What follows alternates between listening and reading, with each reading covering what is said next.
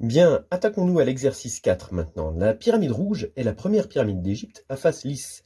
Elle est attribuée à Snéfrou. C'est une pyramide à base carrée, de côté 220 mètres et de hauteur 110 mètres. Premièrement, petit a, en nommant ABCD le carré de base, prouvez que la longueur de la diagonale de ce carré mesure 311 mètres et 1 dixième, arrondi au décimètre près.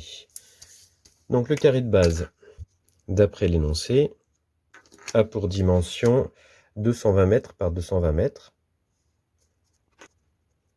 Et il peut se diviser en deux triangles rectangles isocèles. Il n'y a donc qu'à utiliser le théorème de Pythagore pour déterminer la longueur de l'hypoténuse, qui sera la longueur de la diagonale du carré. Donc je rappelle l'hypothèse, le triangle ABD est rectangle en A, ce qui me permet d'invoquer le théorème de Pythagore, qui dit que le carré de l'hypoténuse, ici BD, est égal à la somme des carrés des deux autres côtés.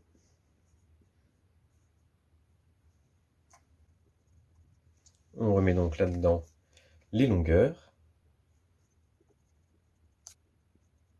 Et on trouve que BD au carré est égal à 96 800.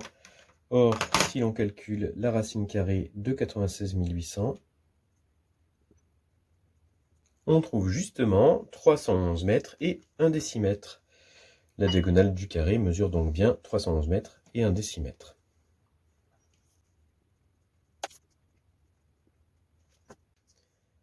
Petit b, si I est le point d'intersection des diagonales du carré, déduire de la question précédente la longueur de AI.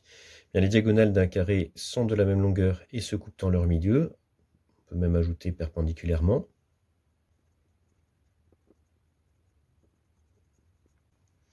Donc, AI est égal à BD divisé par 2. Ce qui fait donc racine carrée de 96 800 divisé par 2. Je reprends la valeur exacte et pas la valeur approchée avant de taper le calcul.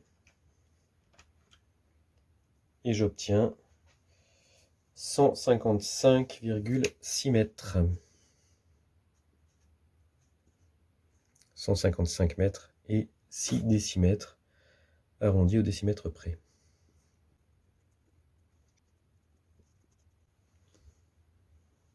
Question C. En notant S, le sommet de la pyramide, calculer la longueur d'une arête latérale de la pyramide, arrondie au mètre près, donc une de ces quatre arêtes qui sont de la même longueur.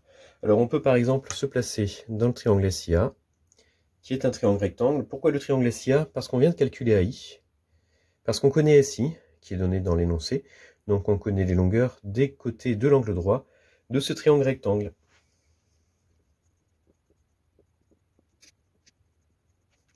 Donc, d'après le théorème de Pythagore, le carré de l'hypoténuse, qui est la longueur qu'on cherche, est égal à la somme des carrés des côtés de l'angle droit, les longueurs que l'on connaît, SI au carré plus IA au carré. Alors, IA au carré a été calculé dans la question précédente, et donc SI, d'après l'énoncé, c'est 110, donc 110 au carré, plus, alors je vais le remettre sous sa forme exacte, racine carrée de 96 800 sur 2, le tout au carré. 110 au carré, ça fait 12 100. Et racine carrée de 96 800 sur 2, le tout au carré, ça fait 96 800 sur 2 au carré. Autrement dit, 96 800 sur 4. 96 800 divisé par 4, ça fait 24 200. On trouve donc, après addition avec 12 100, 36 300. Donc SA est égal à racine carrée de 36 300. Et cette racine carrée vaut 190,52, environ 191 mètres. Et donc, une arête latérale de cette pyramide mesure 191 mètres environ.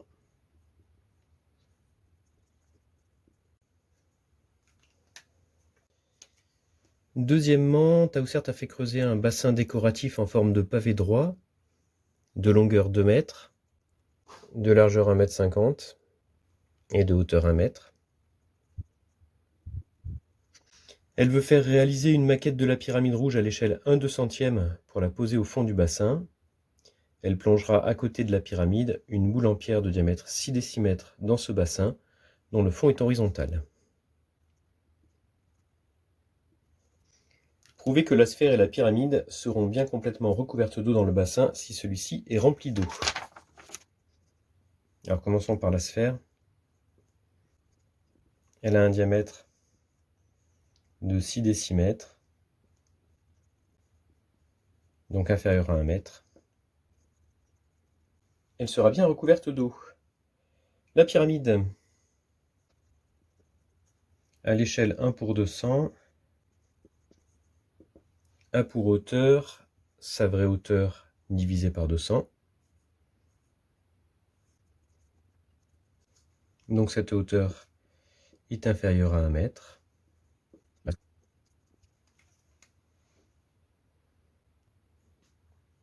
Petit b, une fois la pyramide et la boule plongées dans le bassin, quel volume d'eau ce bassin peut-il contenir s'il est plein, en décimètres cubes?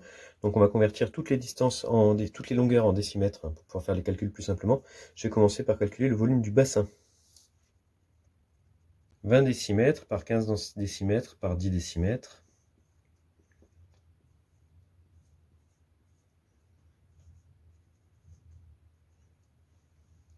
Cela fait un volume de 3000 décimètres cubes. Ensuite, le volume de la sphère de diamètre 6 décimètres, qui est donc une sphère de rayon 3 décimètres, c'est 4/3 de pi fois le rayon au cube.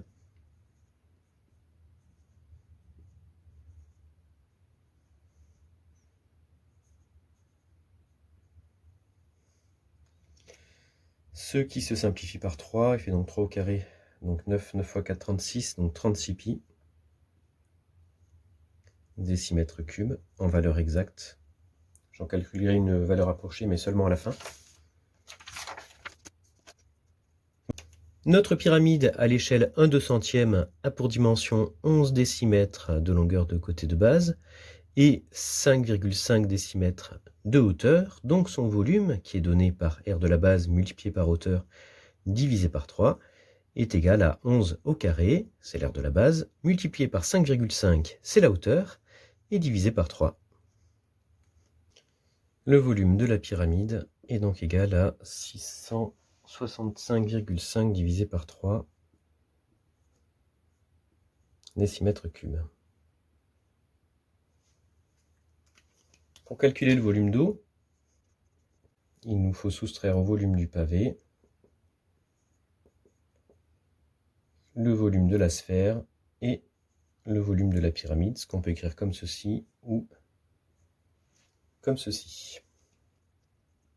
On trouve donc 2665 décimètres cubes, virgule quelque chose, arrondi à l'unité. Et donc ce bassin peut contenir 2665 décimètres cubes, ce qui fait autant de litres. Question petit c, lors des périodes de sécheresse, 40 litres d'eau sont prélevés dans le bassin chaque jour. Si le bassin est plein au début de cette période, combien de temps faudra-t-il pour que le point le plus haut de la sphère sorte de l'eau? Le point le plus haut de la sphère, c'est celui-ci. Pour qu'il sorte de l'eau, il faut que le niveau de l'eau descende jusque là. Comme la sphère mesurait 6 décimètres de diamètre et que le bassin mesurait 10 décimètres de hauteur, il faut que le niveau soit descendu de 4 décimètres. On va donc calculer ce volume-là, puis le diviser par 40 litres par jour pour savoir combien de jours il faut. Alors il s'agit d'un pavé de 4 décimètres de hauteur, de 20 décimètres de largeur et de 15 décimètres de profondeur. Donc 20 fois 15 fois 4 décimètres pour trouver son volume en décimètres cubes, ce qui fait 1200 décimètres cubes. Or, un décimètre cube, c'est 1 litre, donc cela fait autant de litres. 1200 litres.